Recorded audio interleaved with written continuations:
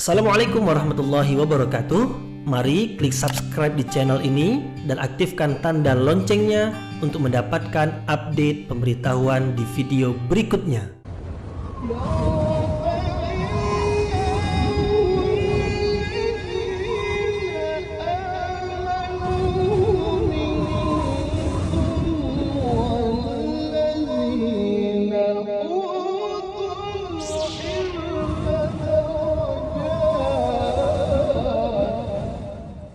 A'udzu billahi minasyaitonir rajim. Bismillahirrahmanirrahim. Assalamualaikum warahmatullahi wabarakatuh. Alhamdulillahi rabbil alamin, hamdan hamidin, hamdan syakirin, hamdan yuwafi ni'amahu wa yukafi'u mazidah, wa bihi nasta'in ala umurid dunya waddin. Nasta'inuhu wa nastaghfiruh wa na'udzu billahi min shururi anfusina wa min sayyiati a'malina faman yahdihillahu fala mudilla lahu wa man yudlil fala hadiya lahu. Ashhadu an la ilaha illallah wahdahu la syarika lahu wa ashhadu anna Muhammadan abduhu wa rasuluhu la nabiyya ba'dah. Amma ba'd. Kita bersyukur kepada Allah Subhanahu wa ta'ala yang masih melimpahkan rahmat dan nikmatnya. Kita bersyukur dengan mengucapkan Alhamdulillahi Rabbil Alamin.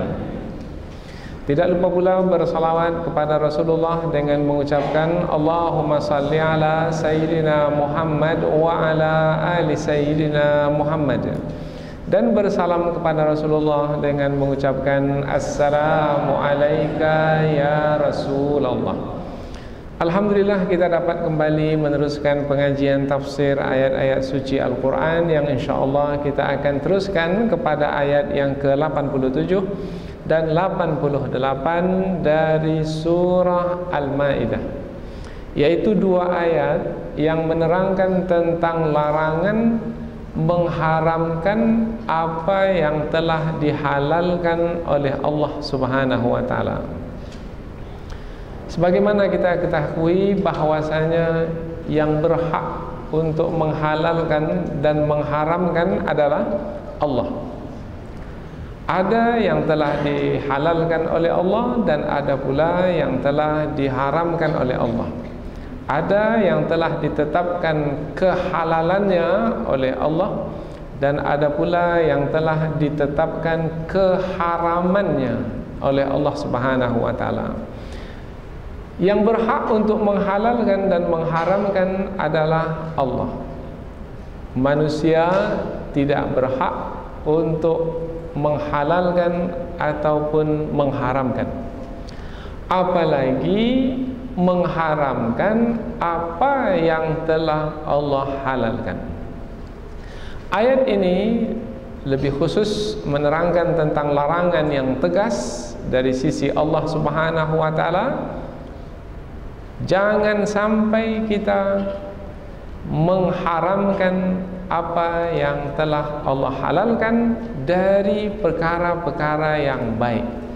Karena perkara-perkara yang baik yang Allah halalkan, ia adalah yang akan bermanfaat bagi hidup. Maka apabila mengharamkan perkara yang baik, mengharamkan perkara yang baik yang telah Allah halalkan, berarti sama maknanya dengan menidakkan manfaat dari perkara yang dihalalkan oleh Allah tersebut. Perkara tersebut Allah halalkan, di dalamnya ada manfaat, kemudian kita haramkan, bermakna sama dengan menolak manfaat yang telah Allah sediakan di dalam perkara tersebut. Perbuatan yang seperti itu disebutkan dalam ayat yang akan kita pelajari ini adalah perbuatan yang melampaui batas, dan Allah tidak menyukai orang-orang yang melampaui batas.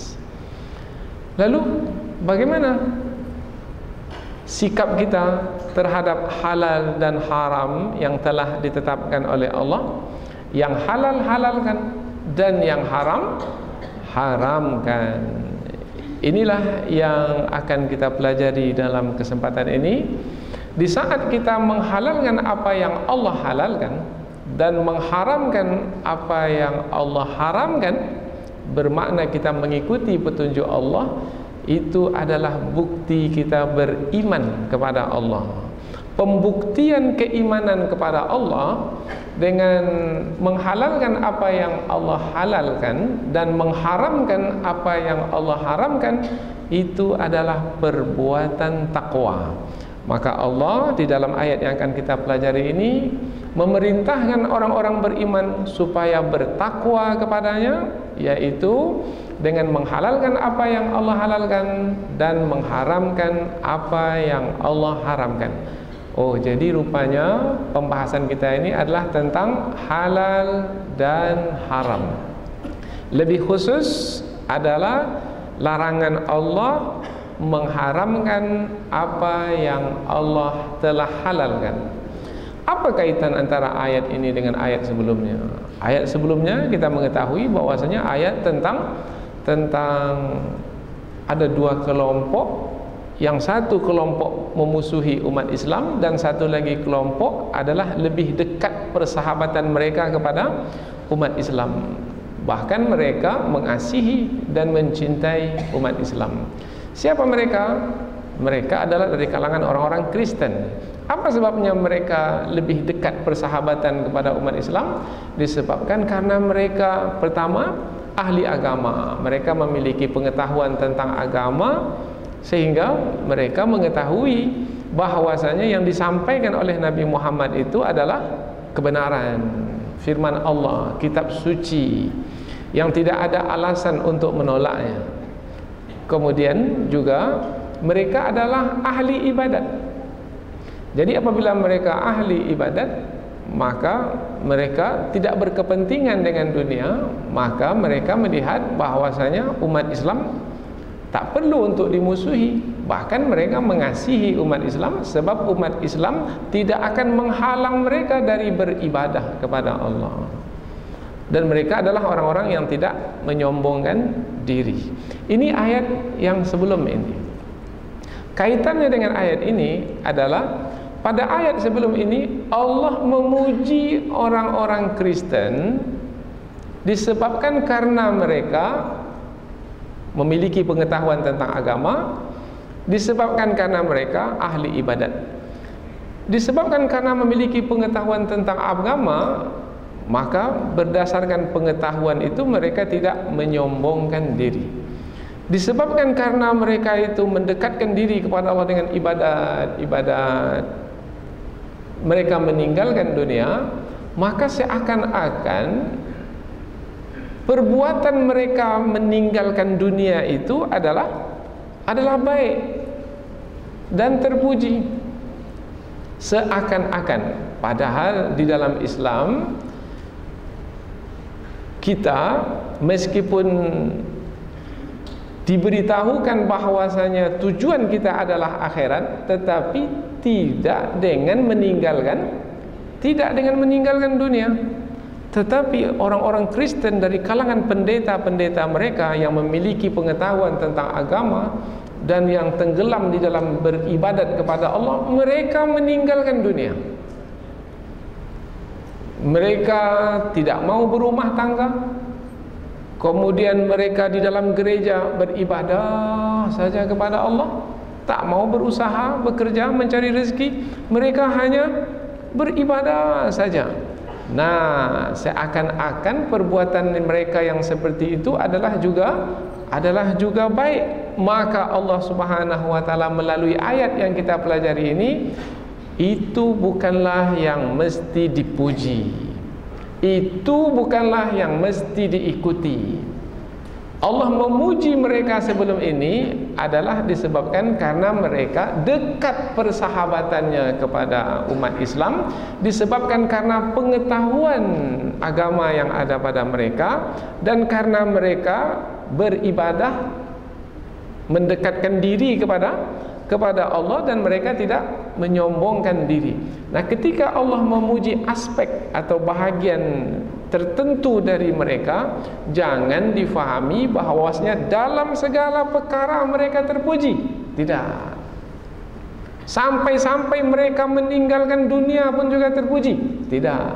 Sampai-sampai mereka tidak menikah pun juga terpuji. Oh, tidak.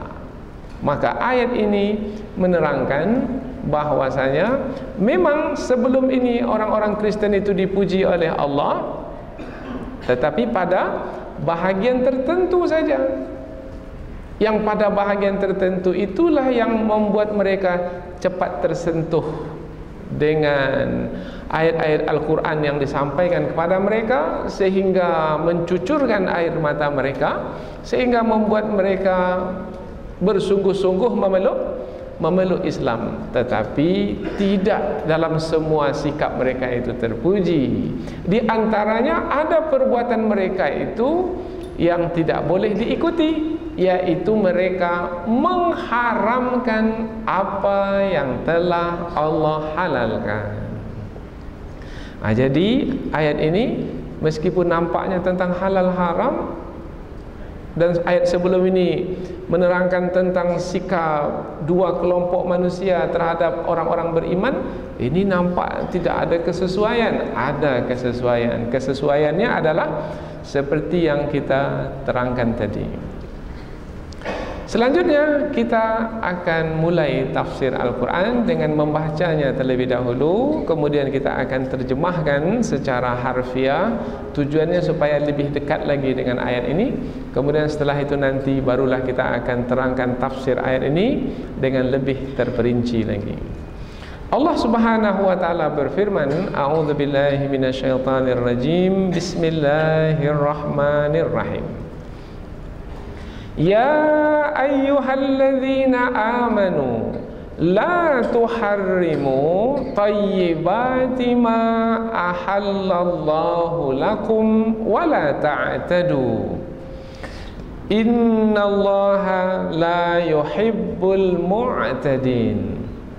Wa kulu mimma razaqakumullahu halalan tayyiban wattaqullaha alladzi antum bihi mu'minun. Allah berfirman, ya ayyuhalladzina amanu, wahai orang-orang beriman. Seruan Allah kepada siapa? Kepada semua manusia? Tidak, kepada orang-orang beriman saja. Wahai orang-orang beriman, la tuharrimu, jangan kamu mengharamkan tayyibat, yang baik-baik, ma ahallallahu lakum, apa-apa yang telah Allah halalkan bagimu, wala ta'tadu, dan janganlah kamu melampaui batas. Innallah, sesungguhnya Allah, la yuhibbul mu'tadin, tidak menyukai orang-orang yang melampaui batas. Wa kulu, dan makanlah, mimma razaqakumullah, dari apa-apa yang telah Allah rezekikan kepadamu, halalan tayyiba, yang halal lagi baik. Wattaqullah, dan bertakwalah kepada Allah, alladzi antum bihi mu'minun, yang mana kamu beriman kepadanya, yang mana kamu kepadanya beriman. Ini boleh kita susunlah sendiri dengan susunan yang lebih sesuai dengan bahasa kita. Kita baca terjemahan dari awal ayat secara langsung, kemudian setelah itu kita berikan tafsir ringkas. Dengan tafsir ringkas ini mudah-mudahan nanti ketika kita menafsirkan ayat ini dengan panjang lebar, kita tidak akan terkeluar dari pembahasan utama dari ayat. Wahai orang-orang beriman, janganlah kamu mengharamkan yang baik-baik, apa-apa yang telah Allah halalkan bagimu, dan janganlah kamu melampaui batas. Sesungguhnya Allah tidak menyukai orang-orang yang melampaui batas. Dan makanlah dari apa-apa yang telah Allah rezekikan kepadamu yang halal lagi baik. Dan bertakwalah kepada Allah yang mana kamu beriman kepadanya. Jadi dua ayat ini menerangkan tentang larangan Allah Subhanahu wa taala kepada orang-orang beriman, yaitu jangan sampai orang-orang beriman mengharamkan apa yang telah Allah halalkan, seperti yang dilakukan oleh orang-orang Kristen, yaitu mereka tidak mau mengejar dunia, mereka beribadat saja dalam gereja. Kemudian mereka tak mau berumah tangga, tak mau menikah. Yang laki-laki jadi pendeta, tak mau berumah tangga. Yang wanita pula menjadi suster dan tak mau berumah tangga. Di dalam Islam, berumah tangga itu adalah sunnah Rasulullah, dan itu adalah yang dihalalkan. Andaikan ada yang mengharamkan dirinya untuk berumah tangga, untuk menikah, bermakna dia telah melampaui batas, dan Allah tidak menyukai orang-orang yang melampaui batas. Dalam hadis Rasulullah bersabda, menikah, berumah tangga itu adalah sunnah Rasulullah.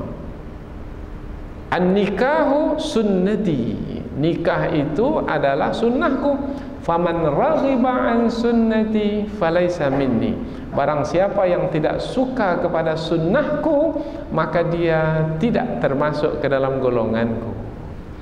Jadi di dalam Islam tidak seperti yang dilakukan oleh para pendeta atau oleh suster-suster di dalam agama, oleh suster-suster di dalam agama Kristen, yaitu mereka meninggalkan dunia kemudian tenggelam di dalam beribadat kepada Allah. Dan melalui dua ayat ini berarti nampaklah oleh kita Allah Subhanahu wa taala memberikan petunjuknya, yang petunjuknya itu adalah yang bermanfaat atau yang mendatangkan faedah kepada kehidupan manusia. Allah mengetahui keperluan hidup manusia, maka yang baik-baik Allah halalkan, dan yang buruk-buruk, yang baik-baik Allah halalkan, yang buruk-buruk Allah haramkan. Nah, kalau kita mau mendapatkan kebaikan, ikuti saja petunjuk Allah. Yang halal halalkan, yang haram haramkan. Kalau tidak nanti mendapat keburukan. Seperti sekarang yang kita dengar, banyak berlaku kasus yang sangat tercela sekali di dalam gereja, disebabkan karena yang halal itu mereka haramkan. Maka baru-baru ini 400 pendeta dipecat dari kependetaan, disebabkan karena perbuatan mereka yang tercela di dalam gereja.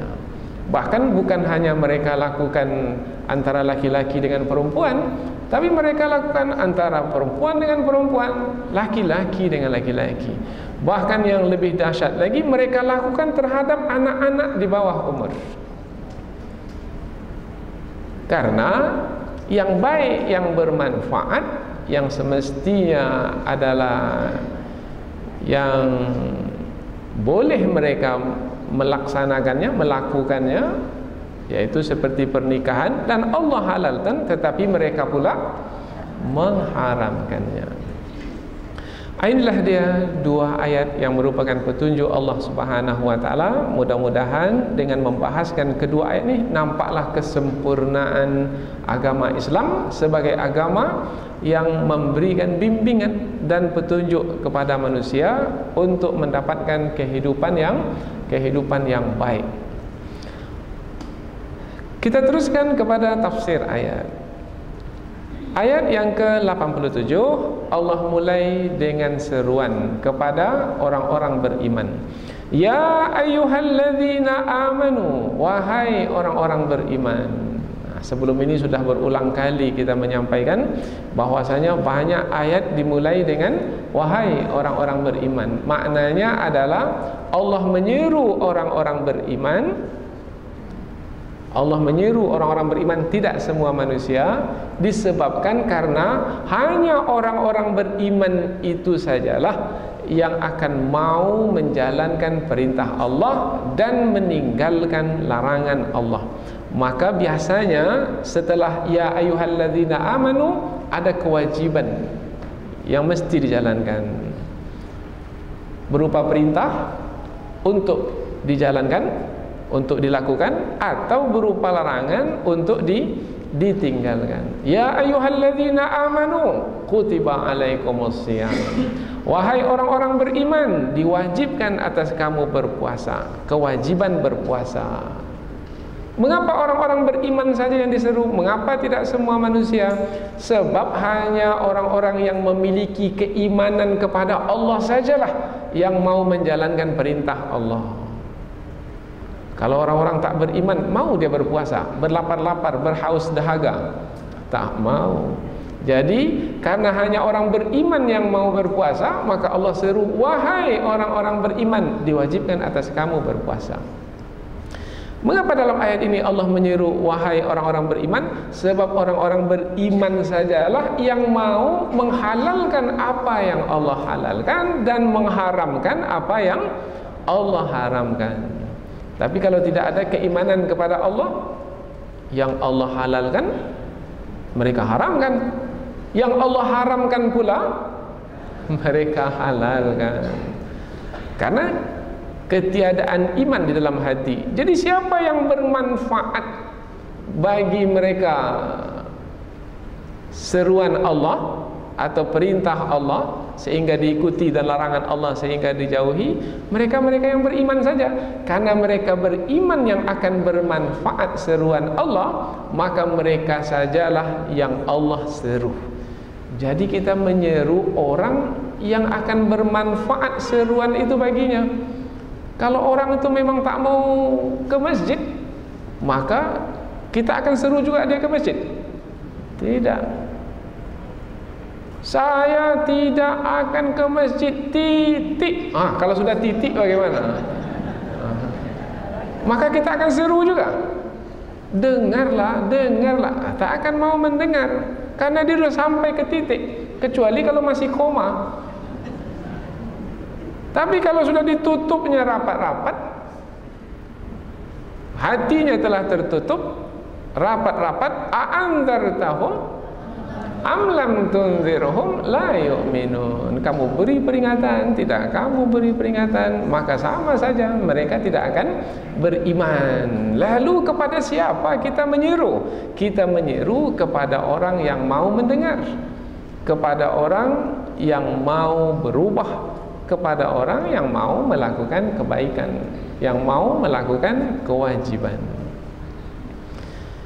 Atau tafsiran yang lain, ya ayyuhalladzina amanu, wahai orang-orang beriman. Mengapa Allah menyeru orang-orang beriman dengan perkataan wahai orang-orang beriman? Seakan-akan Allah menyampaikan begini, wahai orang-orang beriman yang memiliki keimanan di dalam hati. Kalau memang kamu adalah orang-orang yang mengaku beriman dan memiliki keimanan dalam hati, maka laksanakanlah apa yang akan kusampaikan setelah ini. Apa yang Allah sampaikan setelah seruan? Jangan kamu mengharamkan apa yang telah Allah halalkan. Maka yang halal halalkan, yang haram haramkan. Dengan demikian bermakna kamu telah membuktikan keimanan yang ada dalam hatimu itu. Yaitu maksud dari seruan Allah. Ya ayyuhalladzina amanu. Dan kita pula ketika diseru oleh Allah, ya ayyuhalladzina amanu, kita yang diseru karena kita adalah orang-orang beriman. Semestinya kita menjadi senang, menjadi gembira. Apa sebab? Sebab Allah menyeru kita dengan yang paling berharga pada diri kita. Apa yang paling berharga pada diri kita? Harta benda yang banyak? Bukan. Keturunan bangsawan kita? Bukan. kedudukan kita yang tinggi. Bukan yang paling berharga. Yang paling berharga pada diri kita adalah iman yang ada dalam hati kita. Dengan yang paling berharga itu Allah menyeru kita, wahai orang-orang beriman. Senang atau tidak? Oh, senang sekali. Wahai bapak ketua, senang sekali. Kalau kita diseru sebagai ketua apabila kita memang memiliki kedudukan. Wahai bapak gubernur, senang sekali. Apalagi yang lain yang menyenangkan hati kita. Wahai pak doktor, kalau kita dokter, senang sekali. Kalau panggil nama saja bagaimana? Allah panggil nama saja dia kepada saya, padahal saya sudah susah-susah belajar ini sampai S3, panggil nama saja dia. Nah, tetapi gelaran mukmin, orang yang beriman, itu lebih tinggi dari gelaran-gelaran dunia. Andaikan kita senang digelar dengan gelaran-gelaran dunia, semestinya kita lebih senang lagi digelar dengan gelaran yang akan bermanfaat di akhirat. Gelaran mukmin itu akan bermanfaat di akhirat. Dan yang menggelar kita pula adalah Allah dengan seruannya, wahai orang-orang beriman. Bermakna Allah ingin membangkitkan semangat di dalam hati kita, atau ingin memunculkan kegembiraan dan kesenangan dalam hati kita. Kalau sudah senang, sudah gembira, kemudian Allah sampaikan, jangan kamu mengharamkan apa yang telah Allah halalkan. Dengan semangat yang ada pada kita, dengan senangnya hati kita diseru oleh Allah, maka mudahlah bagi kita untuk mengharamkan apa yang Allah haramkan, menghalalkan apa yang Allah halalkan. Ya ayyuhalladzina amanu la tuharrimu, jangan kamu mengharamkan. Jangan bermakna Allah melarang. Apabila Allah melarang, maka hukum melakukan apa yang Allah larang adalah haram. Berarti haram hukumnya kalau kita merubah hukum yang telah Allah tetapkan. Umpamanya hukum halal kita rubah jadi haram, hukum haram kita rubah jadi halal, itu haram hukumnya. Tidak boleh, dilarang. Kalau melakukannya juga berdosa. Dalam ayat ini Allah menyebutnya sebagai melampaui batas.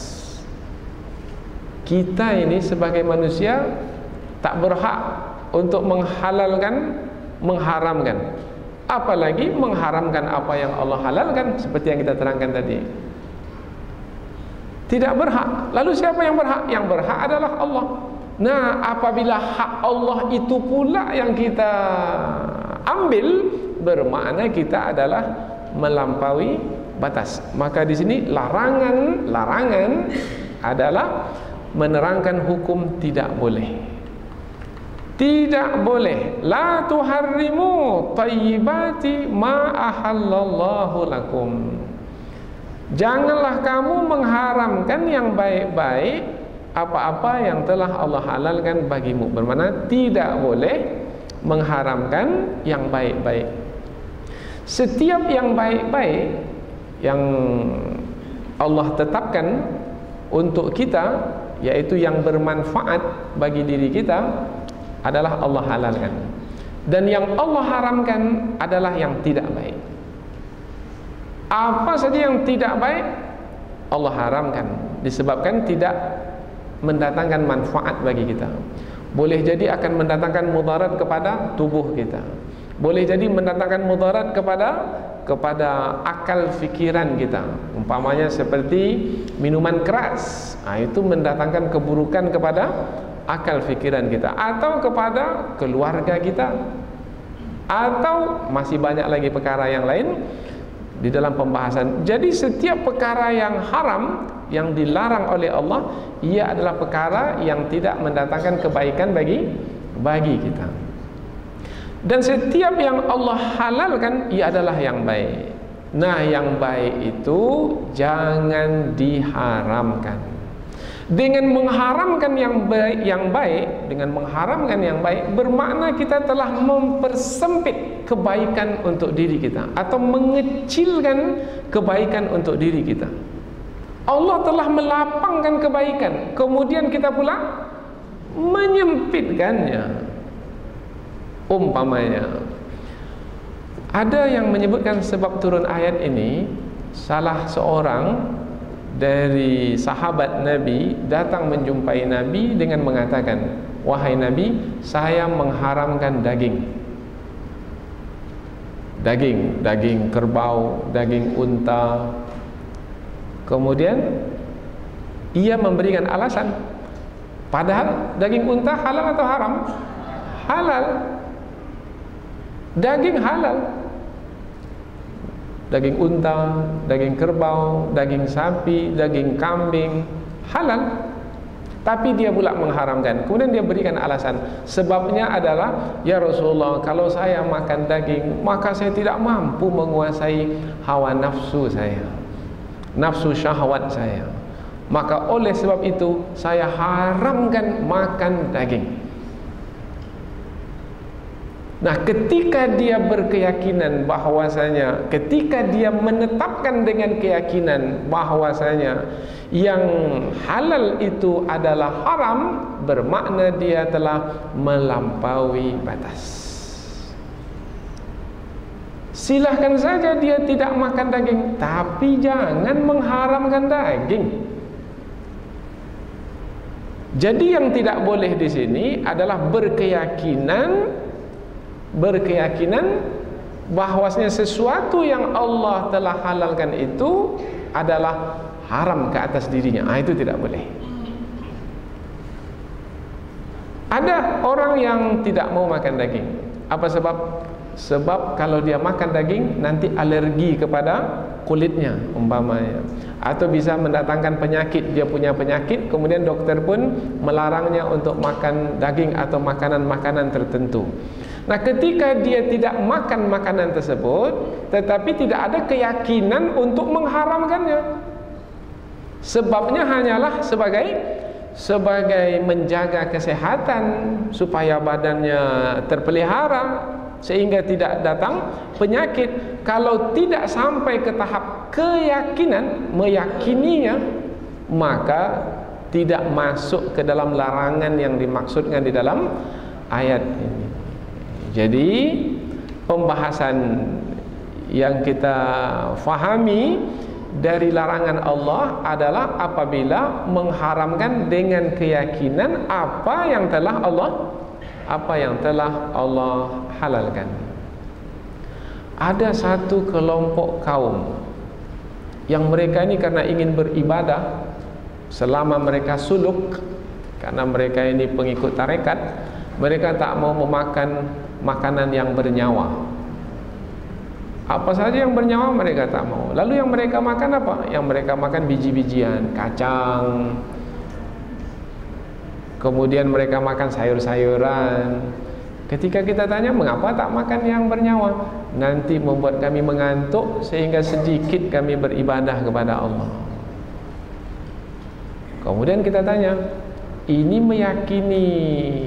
meyakininya sebagai perkara yang diharamkan, atau hanya karena ingin supaya lebih banyak peluang untuk beribadah kepada Allah sebagai menghilangkan kantuk? Oh, ini tidak ada keyakinan di dalam hati. Kalau tidak ada keyakinan, tidak mengapa, silakan.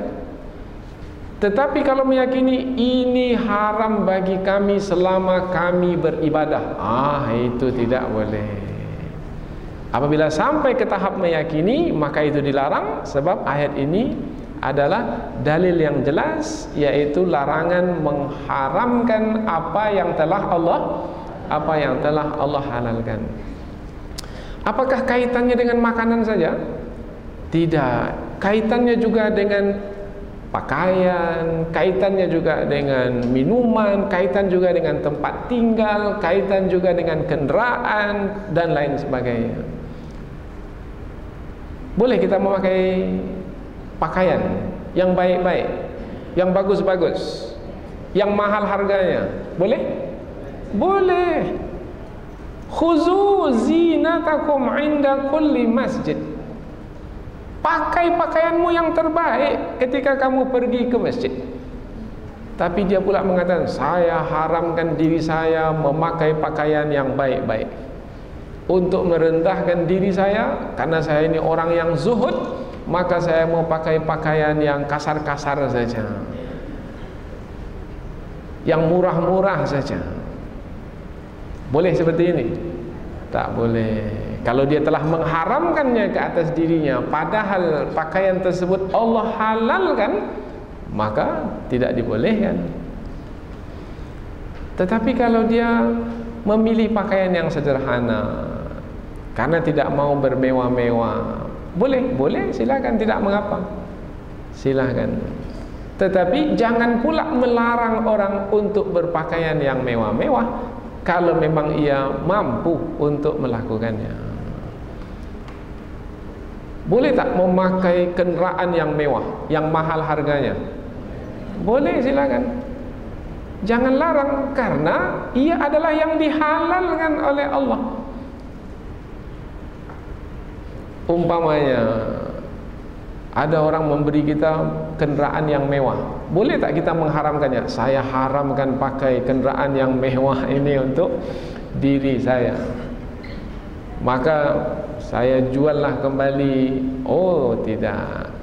Sebab di dalam Islam, perkara yang dihalalkan itu, meskipun dia mewah, meskipun dia mahal, kalau makanan, meskipun dia lezat selezat apapun, kalau ia adalah yang dihalalkan oleh Allah, jangan diharamkan. Nanti saya akan menyombongkan diri. Itu kaitannya perkara lain. Ini pembahasan tentang halal dan haram. Wahai orang-orang beriman, janganlah kamu mengharamkan yang baik-baik. Yang baik-baik adalah yang Allah halalkan, maka ia adalah yang bermanfaat. Makanan yang lezat, yang bergizi, itu namanya thayyibat. Bukan hanya sekedar halal, tetapi berkhasiat tinggi. Biasanya yang berkhasiat tinggi, yang lezat, mahal atau murah? Mahal. Boleh tak kita membeli makanan yang lezat, berkhasiat tinggi dengan harga yang mahal? Orang makan di restoran Ampera 7.000, kita makan di restoran mewah 80.000, boleh? Haram hukumnya makan di restoran mewah? Tidak. Haram itu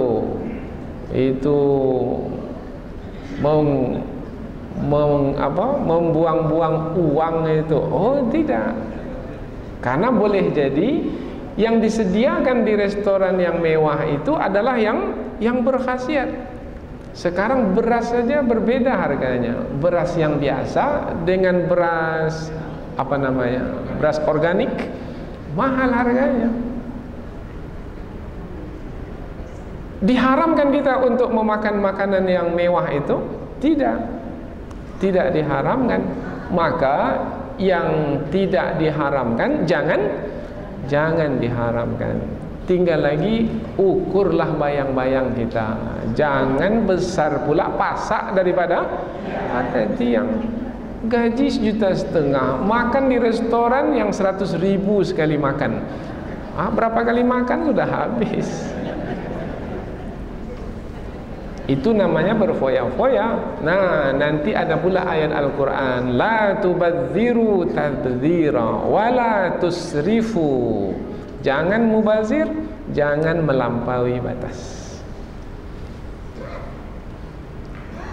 Kemudian kita lanjutkan, ma ahallallahu lakum, apa-apa yang telah Allah halalkan bagimu. Oh, berarti yang berhak untuk menghalalkan hanyalah Allah.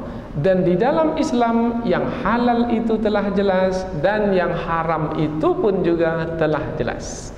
Dalam hadis riwayat Imam Al-Bukhari dan Muslim, al-halalu bayyinun wal haramu bayyin. Yang halal telah jelas dan yang haram pun telah jelas. Kalau tak jelas mana yang halal, mana yang haram, itu adalah musyabbahat. Musyabbahat maknanya yang samar-samar. Tetapi yang samar-samar ini banyak di antara manusia yang tidak mengetahuinya, kecuali telah mempelajarinya. Maka kalau samar-samar, ini halal atau haram ini, maka tanyakan kepada ahli ilmu yang pakar dalam perkara halal dan haram. Kemudian kalau samar-samar juga, maka lebih baik ditinggalkan yang samar-samar itu. Karena yang samar-samar itu boleh mendekati kepada yang haram. Maka lebih baik ditinggalkan. Jadi yang halal itu sudah jelas dan yang haram itu pun sudah jelas karena diterangkan di dalam Al-Quran dan Sunnah. Berarti berikutnya lagi, kalau ada yang melampaui batas, yaitu yang halal itu diharamkan dan yang haram itu dihalalkan, berarti ia telah mengambil hak-hak Allah Subhanahu wa taala. Maka Allah melarang wala ta'tadu, dan janganlah kamu melampaui batas, yaitu dengan menetapkan pula halal dan haram. Sebab yang berhak untuk menetapkan halal dan haram hanyalah Allah. Ini kita ulang berkali-kali supaya kita lebih faham kepada kandungan ayat ini. Kemudian Allah lanjutkan di penghujung ayat, innallaha la yuhibbul mu'tadin. Sesungguhnya Allah tidak menyukai orang-orang yang melampaui batas. Maknanya yang Allah sukai adalah apabila Allah telah halalkan, halalkan. Apabila Allah telah haramkan, haramkan. Dengan demikian bermakna menjaga batasan Allah. Dan itulah orang-orang yang Allah sukai. Kalau sudah disukai oleh Allah, maka akan mendapatkan keistimewaan. Sebab keistimewaan akan diberikan kepada yang disukai atau yang dicintai. Kalau tidak disukai, tidak dicintai oleh Allah, maka yang tidak disukai adalah dimurkai oleh Allah. Kalau dimurkai oleh Allah, bermakna akan mendapatkan azab, sanksi, siksaan, kesusahan dan penderitaan di dalam hidup. Maka Nabi pun menyebutkan bahwasanya kebanyakan kaum-kaum terdahulu, banyak di antara mereka itu dibinasakan oleh Allah disebabkan karena mereka melampaui batas. Yang Allah halalkan mereka haramkan, yang Allah haramkan mereka halalkan, yang Allah haramkan mereka halalkan. Banyak sekali kaum-kaum terdahulu yang telah Allah binasakan disebabkan karena melampaui batas. Maka supaya kita terjaga, terpelihara, selamat, maka jaga batasan Allah. Ada orang yang melampaui batas, ada. Pada masa Nabi pun ada. Yaitu contohnya ada tentang 3 orang yang datang menjumpai Rasul, melampaui batas. Kemudian Nabi ingatkan. Yang satu mengatakan, ya Rasulullah, dengan bangganya dia mengatakan kononnya dia adalah orang yang terbaik, yaitu dengan mengatakan, ya Rasulullah, saya ini orang yang berpuasa terus dan tak pernah berbuka. Maknanya tak pernah satu hari pun berbuka, setiap hari berpuasa, setiap hari berpuasa. Banyak saya berpuasa, sepanjang hari, setiap hari, sepanjang siang saya berpuasa. Orang lain ada kalanya berpuasa, ada kalanya tidak berpuasa. Tapi kalau saya berpuasa saja terus. Kemudian yang satu lagi mengatakan, saya ini ya Rasulullah sepanjang malam bangun saja salat. Kononnya dia akan dipuji oleh Rasulullah. Oh, hebat nampak kamu. Agak-agaknya lah pujian seperti itu yang dinanti. Yang satu lagi mengatakan, ya Rasulullah, saya ini meninggalkan wanita. Saya tak mau berhubungan dengan wanita, dengan istri. Saya sendiri saja, supaya saya bersama dengan Allah Subhanahu wa ta'ala saja. Yang bujang-bujang selama-lamanya. Yang gadis, gadis selama-lamanya. Sehingga bujang jadi bujang lapuk, gadis jadi gadis lapuk. Padahal ada orang yang mau bersama dengannya, tapi dia tak mau. Karena dia ingin bersama dengan Allah Subhanahu wa taala saja. Saya tak mau ada yang lain lagi dari Allah. Saya mau hanya bersama dengan Allah saja. Menyampaikannya kepada Rasul. Kemudian Rasul pun menyampaikan, apa hal kamu ini?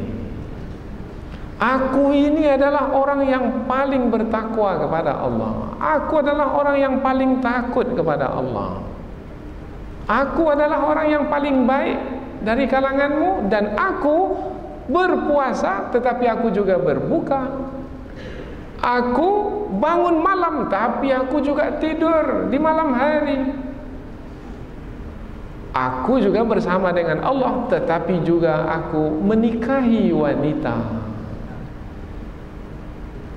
Asumu wa uftir, usalli wa anam, wa atazawwajun nisa. Jadi Nabi menyampaikan yang terbaik itu adalah sepertiku, karena Rasulullah adalah yang dibimbing oleh Allah Subhanahu wa taala. Bagaimana kehidupan Rasulullah? Rasulullah meninggalkan apa yang telah Allah halalkan? Tidak. Berbuka, tidak puasa pada siang hari adalah yang Allah halalkan. Kemudian jangan melampaui batas, yaitu dengan berpuasa saja setiap hari. Tidur pada malam hari adalah yang dihalalkan. Jangan diharamkan dengan tidak tidur-tidur di malam hari. Begitu juga menikahi wanita. Dengan demikian, maka ayat ini bersesuaian dengan hadis Rasulullah yang kita sampaikan tadi, menerangkan tentang kebaikan untuk kita, untuk manusia. Dan Allah adalah yang maha mengetahui tentang kebaikan bagi kita, maka yang baik itu Allah halalkan. Dan supaya terjaga kita tetap dapat kebaikan, maka yang buruk, yang mendatangkan mudarat itu Allah haramkan. Maka sekali lagi, yang halal halalkan, yang haram haramkan. Berikutnya lagi, setelah Allah melarang untuk mengharamkan apa yang telah Allah halalkan dari perkara-perkara yang baik, maka Allah perintahkan, wa kulu mimma razaqakumullahu halalan thayyiban, dan makanlah dari apa-apa yang telah Allah rezekikan kepadamu yang halal lagi baik. Daging itu halal atau haram? Halal. Kamu sudah mengharamkannya, kulu, makanlah. Nah, ketika ada perintah makanlah di dalam ayat ini, maka ada di antara ulama tafsir menyebut hukumnya adalah wajib. Wajib hukumnya untuk memakan makanan seperti daging yang telah diharamkan itu. Tadi kan dia mengharamkan daging, maka karena dia telah mengharamkan, sekarang perintah Allah, kamu telah mengharamkannya, sekarang perintahku, makan sebagai tanda ia adalah halal bagimu. Kalau kamu tak mau makan juga, ini adalah perintahku. Kamu tak mau memakannya juga, sementara ini adalah perintahku, maka kamu berdosa. Nah, jadi ada yang membawa perintah kulu di sini adalah wajib untuk dijalankan, yaitu wajib untuk makan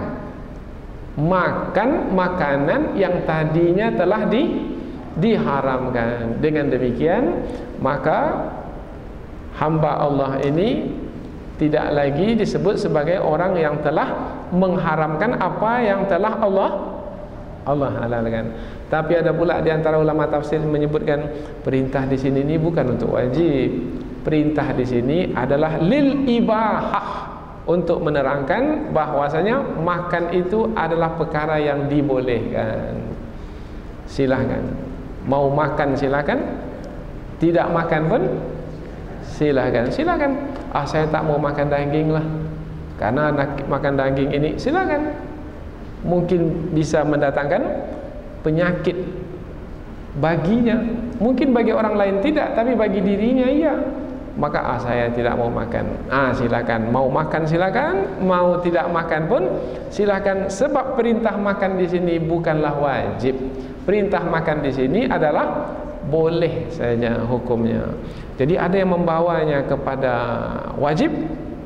Kapan dibawa kepada wajib? Kalau tadi mengharamkan makanan yang telah Allah halalkan. Tetapi kalau perkara ini perkara biasa, tak ada kaitan dengan mengharamkan apa yang Allah halalkan, maka hukumnya menjadi boleh. Kemudian ada pula yang membawanya kepada perintah di sini adalah sunat. Kapan dibawa kepada sunat? Karena Allah telah memerintahkan kita untuk makan dan ada yang akan dimakan, kemudian kita makan makanan yang telah Allah rezekikan kepada kita, bermakna itu adalah peluang yang Allah berikan kepada kita untuk bersyukur kepadanya. Sunat hukumnya, karena bisa menghantarkan kita untuk bersyukur kepada Allah. Dapat makanan, kemudian kita makan, bismillahirrahmanirrahim, kita pun menikmatinya, alhamdulillah. Sunat hukumnya. Jadi ada yang membawa perintah makanlah di sini kepada wajib, ada yang membawanya kepada mubah, ada yang membawanya kepada sunat. Ini kalau dibahaskan dari sisi hukum. Kita hanya membahaskan dari sisi ayat ini berbentuk perintah.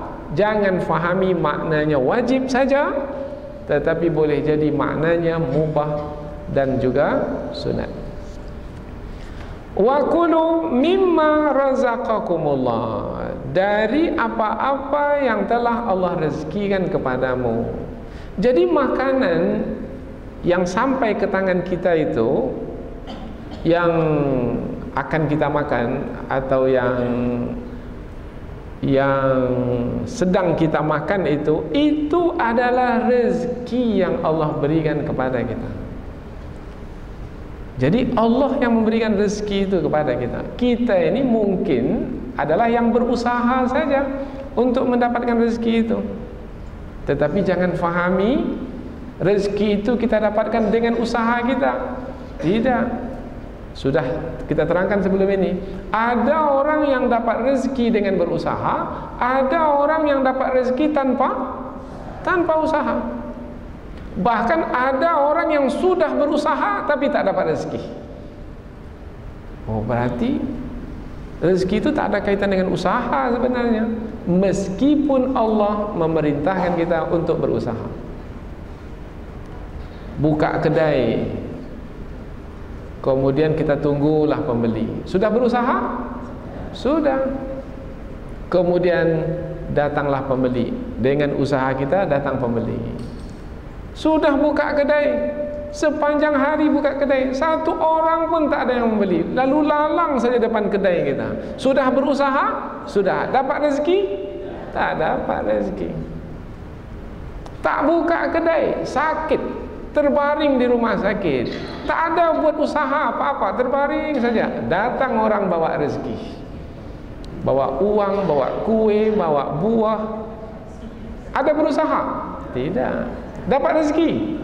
Dapat. Berarti yang memberikan rezeki kepada kita adalah Allah. Andaikan Allah yang memberikan rezeki kepada kita, maka makanlah rezeki Allah itu dengan bersyukur kepada Allah. Tetapi apakah semua rezeki itu kita makan? Kita gunakan untuk diri kita? Apakah semua rezeki itu kita gunakan untuk keperluan hidup kita, pakaian, tempat tinggal, untuk diri kita saja?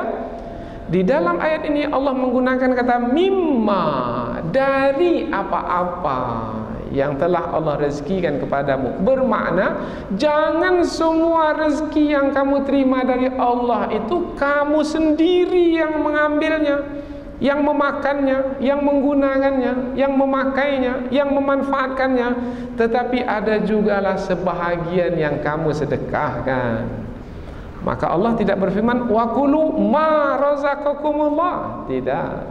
Tapi Allah berfirman wa kulu mimma, dari apa-apa. Apa makna kata dari di sini? sebahagian.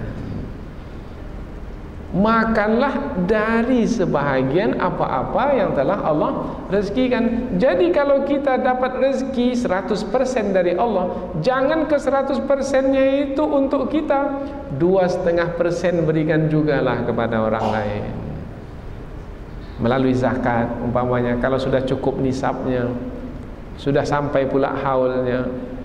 Kalau belum cukup nisabnya, keluarkanlah berupa sedekah atau berikan berupa hadiah. Ini Allah sudah berikan rezeki banyak kepadanya, tapi satu tetes pun tak diberikannya kepada orang lain. Kita gunakan kata tetes di sini ini supaya nampak kecilnya, sedikitnya.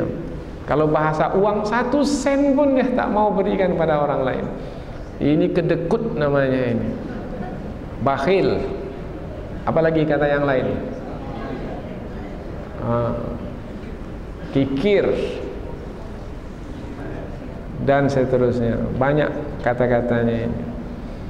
Wa kulu mimma razaqakumullah, dan makanlah dari apa-apa yang telah Allah rezekikan kepadamu, halalan thayyiba, yang halal. Yang halal bermakna yang telah Allah tetapkan sebagai yang halal melalui firman-firmannya atau hadis-hadis nabinya. Kalau ada rezeki yang halal, berarti ada rezeki yang haram? Ada. Nah, yang haram itu jangan makan. Makanlah yang halal-halal saja. Jadi ketika Allah menyebut ada rezeki yang halal, bermakna di sana ada juga rezeki yang haram. Yang haram itu banyak orang memahami sekarang, yang haram itu umpamanya babi, umpamanya bangkai, umpamanya. Sebenarnya bukan hanya babi dan bangkai saja yang haram. Ayam pun juga haram, ikan pun juga haram, telur pun juga haram. Ada ayam yang haram? Iya, kalau uang yang digunakan untuk membeli ayam itu adalah uang yang haram. Maka kalau uang yang digunakan untuk membeli makanan yang halal itu adalah uang yang haram, maka makanan itu pun jatuhnya adalah haram. Tapi karena ayam biasa dimakan, telur biasa dimakan, tidak merasakan keharamannya, padahal dia adalah haram karena ia mendapatkannya dengan mencurinya, menipunya, dan hasil uang-uang yang haram yang ia miliki. Maka banyak tak orang memakan makanan yang haram sekarang ini? Meskipun makan ayam, makan telur, makan semen pun ada juga pada. Makan semen, makan aspal, makan besi. Baik, itu kiasan kepada orang yang menipu. Wa kulu mimma razaqakumullahu halalan thayyiba. Halalan thayyiban. Di sini diikut sertakan kata thayyiban setelah halal. Apa bedanya antara halalan dengan thayyiban? Halalan dari sisi hukum, ia adalah yang diperbolehkan untuk memakannya kalau dia berupa makanan, untuk memakainya kalau dia berupa pakaian. Kalau thayyiban kaitannya adalah dengan nilainya atau harganya atau kualitasnya atau manfaatnya atau faedahnya. Jadi thayyiban umpamanya kalau makanan itu bersih, umpamanya makanan yang kotor halal, yang berdebu itu halal juga. Tapi yang bersih itu adalah halalan thayyiban. Ini makanan yang sudah lama di dalam kulkas didinginkan.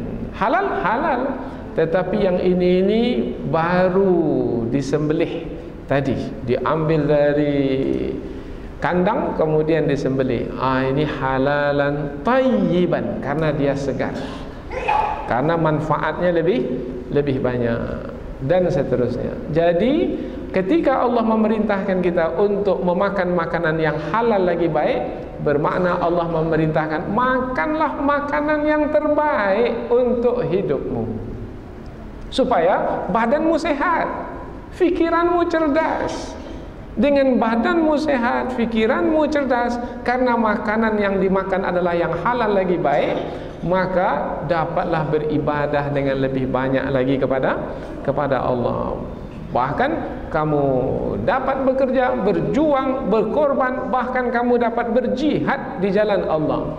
Bagaimana akan menang melawan musuh badannya pula kurus-kurus, sakit-sakit? Mau berdakwah siang dan malam badan sakit. Mana ustaz? Ustaz demam. Allah. Sementara umat menantinya. Maka dalam hadis Nabi disebutkan al-mu'minul qawi khairun wa ahabbu ilallahi minal mu'minid dha'if. Sesungguhnya orang mukmin yang kuat adalah lebih baik dan lebih dicintai oleh Allah dari orang mukmin yang lemah. Lalu bagaimana supaya badan kuat? Makan makanan yang bergizi. Jangan yang 7.000 itu saja. Kalau memang uang kita cukup untuk beli yang 15.000, 20.000, mengapa kita mesti bakhil untuk tubuh kita sendiri? Karena tujuannya nanti adalah untuk beribadah kepada Allah. Wattaqullah, dan bertakwalah kepada Allah, allazi antum bihi mu'minun, yang mana kamu kepadanya beriman, yang mana kamu beriman kepadanya. Kalau memang ya kamu beriman kepada Allah, maka bertakwalah kepada Allah. Bertakwa maknanya yang halal-halal kan, yang haram-haram kan. Kemudian kalau ada yang dihalalkan, pilih yang halal lagi baik. Itu adalah perbuatan orang yang bertakwa sebagai membuktikan keimanan kepada Allah Subhanahu wa taala, karena Allah yang memerintahkan demikian. Maka sebagai bukti keimanan kepada Allah yang telah memerintahkan demikian, maka makanlah makanan yang halal lagi baik. Inilah dia dua petunjuk dari Allah Subhanahu wa taala, yaitu yang pertama, jangan haramkan apa yang telah Allah halalkan.